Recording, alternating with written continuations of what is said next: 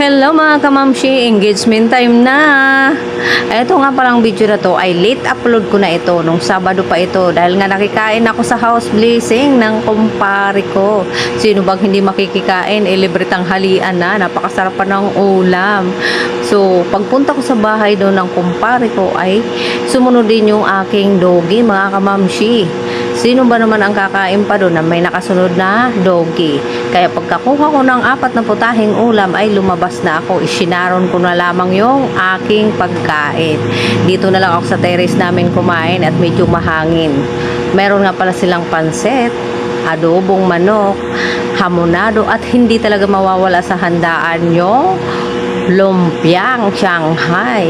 Ayan, napakasarap at libreng-libre pa. So, hanggang dito na lang yung aking video. Napakasarap ng kanilang ulam. Sino pa kaya ang magyayaya sa akin para makalibre ng hapunan?